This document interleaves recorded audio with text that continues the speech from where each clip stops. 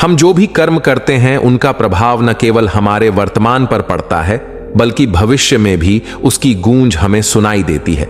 अक्सर हम अपने स्वार्थ या लालच में पड़कर दूसरों के साथ अन्याय या छल करते हैं, यह सोचकर कि शायद इसका हमें कोई परिणाम नहीं भुगतना पड़ेगा।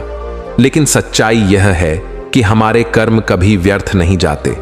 जैसा बीज हम बोते हैं वैसा ही फल हमें मिलता है।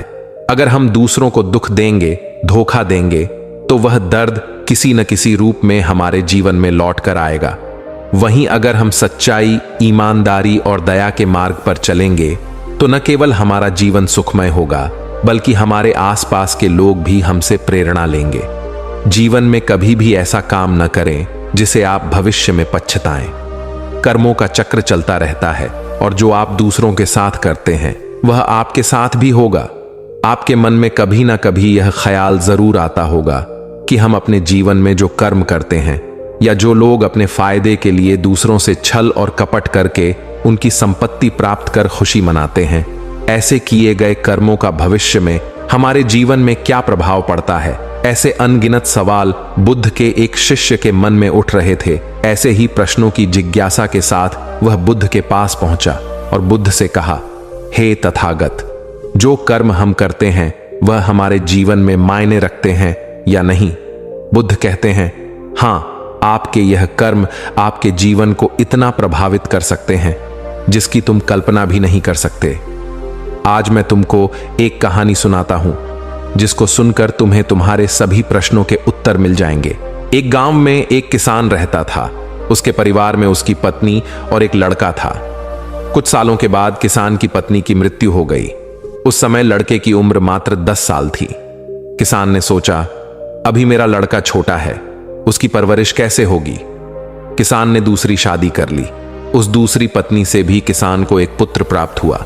फिर किसान की भी कुछ समय बाद मृत्यु हो गई। किसान का छोटा बेटा जो दूसरी पत्नी से प्राप्त हुआ था और पहली पत्नी से प्राप्त बड़ा बेटा दोनों साथ साथ रहते थे। कुछ समय बाद किसान के छोटे लड़के की तबीयत खराब रहने लगी। बड़े भाई ने कुछ आसपास के वैद्य मतलब चिकित्सकों से इलाज करवाया पर कोई राहत ना मिली। छोटे भाई की तबीयत दिन ब दिन बिगड़ती जा रही थी और इलाज में बहुत खर्च भी हो रहा था। एक दिन बड़े भाई ने अपनी पत्नी से सलाह की कि यदि यह छोटा भाई मर जाए तो हमें इसके इलाज के लिए ना तो पैसा खर्च करना पड़ेगा और ना ही जायदाद में हिस्सा ही देना पड़ेगा। तब उसकी पत्नी ने कहा कि क्यों ना किसी वैद्य से बात करके इसे जहर दे दिया जाए, किसी को पता भी नहीं चलेगा और रिश्तेदारी में भी कोई शक नहीं करेगा। सब यही सोचेंगे कि बीमार था, बीमारी से मृत्यु हो गई होगी। बड़े भाई ने ऐसा ही किया।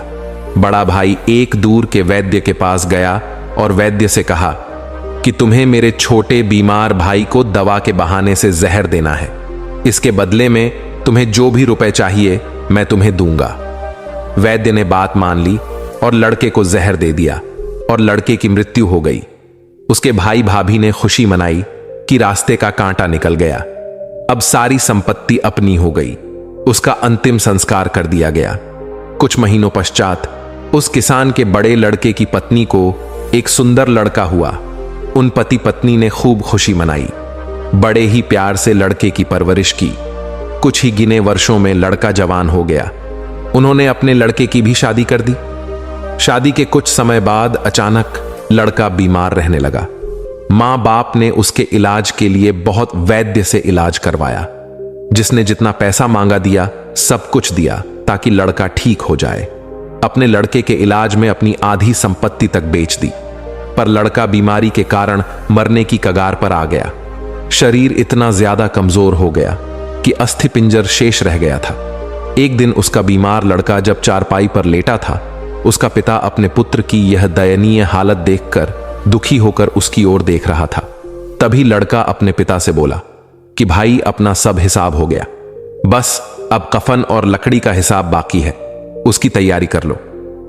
यह सुनकर उसके पिता ने सोचा कि बीमारी के कारण लड़के का दिमाग भी काम नहीं कर रहा है और बोला, बेटा, मैं तेरा बाप हूं, भाई नहीं। तब लड़का बोला, मैं आपका वही भाई हूं जिसे आपने जहर खिलाकर मरवाया था, जिस संपत्ति के लिए आपने मुझे मरवाया था अब वह मेरे इलाज के लिए आधी बिक चुकी है। आपकी शेष बची है, हमारा हिसाब हो गया। तब उसका पिता फूट फूट कर रोते हुए बोला कि मेरा तो कुल नाश हो गया, जो किया मेरे आगे आ गया, पर तेरी पत्नी का क्या दोष है जो इस बेचारी को जिंदा जलाया जाएगा।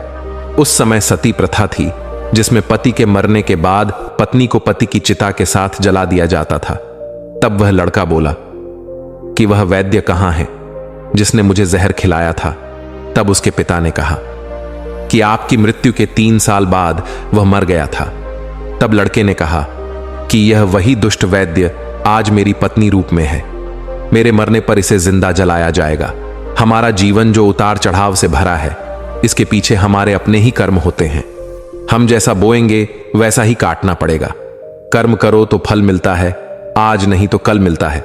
जितना गहरा अधिक हो कुआं, उतना मीठा जल मिलता है। जीवन के हर कठिन प्रश्न का जीवन से ही हल मिलता है। यह कहानी सुनकर शिष्य को तो सब कुछ समझ आ गया। उसने बुद्ध को प्रणाम किया और नित्य अच्छे कर्मों का अनुसरण करने लगा। दोस्तों, उम्मीद करता हूं आप इस कहानी से कर्मों से जीवन में होने वाले भावों को भली भांति समझ गए होंगे। अगर आपको यह कहानी अच्छी लगी हो तो वीडियो को लाइक और दोस्तों के साथ शेयर जरूर करें। नमो बुद्धाय।